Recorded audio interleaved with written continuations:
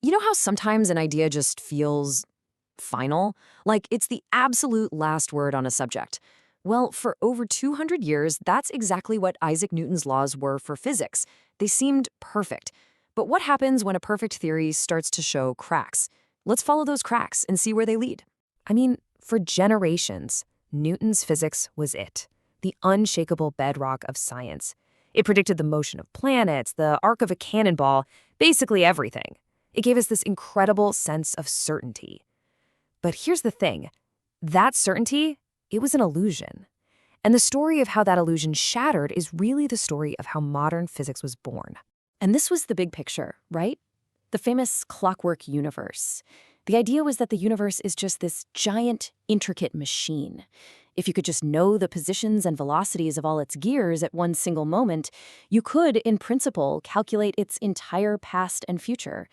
It's a beautiful, deterministic idea. But as we'll find out, it was ultimately incomplete.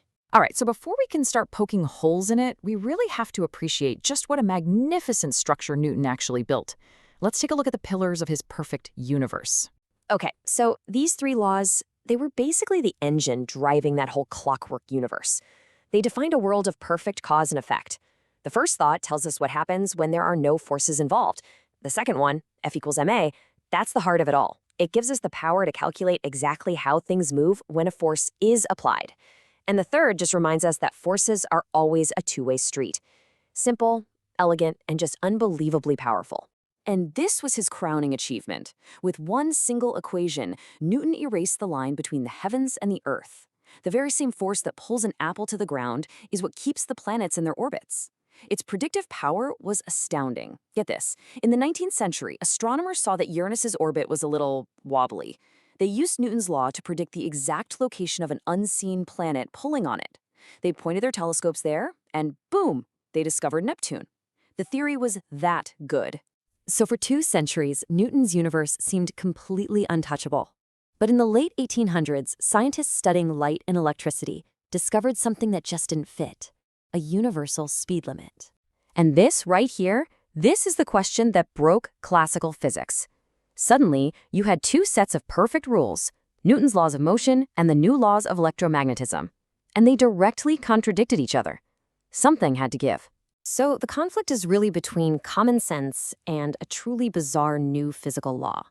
On the left, that's Newton's world, where speeds add up like you'd expect. But on the right, you have this strange prediction from James Clerk Maxwell's work. The speed of light is always the same.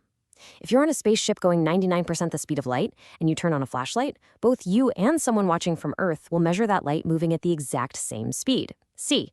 This is a complete violation of Newtonian physics. So in 1905, Albert Einstein came along with a radical idea.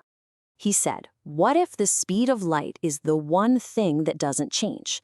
What if, instead, space and time themselves are flexible? And to make the math work, he showed that for someone watching you fly by at high speed, your clock would appear to tick slower, and you'd appear shorter in the direction of motion. This wasn't an illusion. It was a fundamental property of space-time itself. And this isn't just theory. We see it happen all the time. Muons, for example, are these particles created high up in our atmosphere. They have such a short lifespan, they shouldn't even have time to reach the ground. But they do, because their internal clocks are slowed down by their incredible speed. And particle accelerators? If engineers used Newton's equations to design them, they'd be completely useless. They rely on Einstein's relativistic corrections every single second they're running. Okay, so Einstein fixed mechanics for things moving really fast. But his new theory created a brand new problem.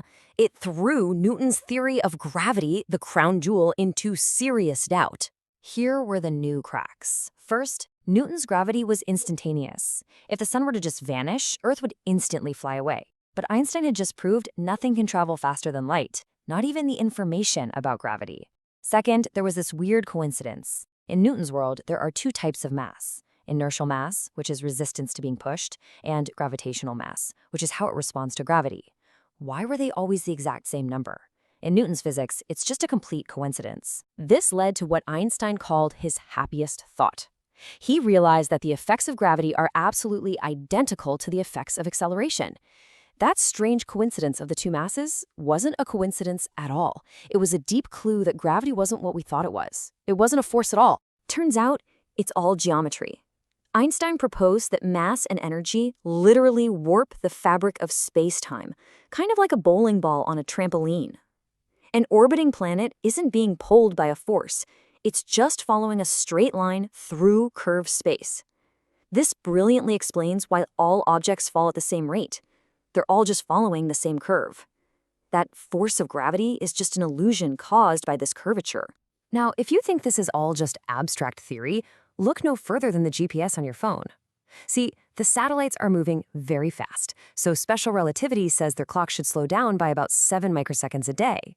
But at the same time, general relativity says that because they're in weaker gravity, their clocks actually speed up by 45 microseconds a day. So you've got these two effects basically fighting each other. When you combine them, the net result is that the clocks on those satellites run faster than ours by 38 microseconds every single day. That tiny amount of time might sound insignificant, but if the engineers didn't correct for it, the error would accumulate to about 10 kilometers every day. Your phone's map would be totally useless without Einstein. So, Newton's laws failed at high speeds and in strong gravity. But the biggest breakdown of all, the most profound crack, came when physicists started looking at the world of the very, very small. Down at the atomic scale, classical physics didn't just give wrong answers. It gave completely nonsensical ones. It predicted that atoms should instantly collapse. It predicted that any hot object should emit infinite energy. And it had no explanation at all for why atoms only emit light at very specific colors, like a barcode. Newton's clockwork universe was a complete catastrophe at the quantum level. The solution was a completely new set of rules, quantum mechanics, and it required throwing out our most basic assumptions about how reality works. Energy isn't continuous. It comes in these discrete packets, or quanta. And the clockwork determinism of Newton? It's gone, replaced by fundamental probability. You can never know exactly where a particle is and where it's going. You can only calculate the odds. So, does all this just mean Newton was plain wrong? Well, the answer is a little more subtle and a lot more interesting. Let's see how all these pieces build a new map of reality. This brings us to a new map of physics. And it shows us that science isn't about one theory being right and another being wrong. It's about having the right tool for the job. Newton's laws are the perfect tool for the world we live in. Large objects moving at low speeds in weak gravity.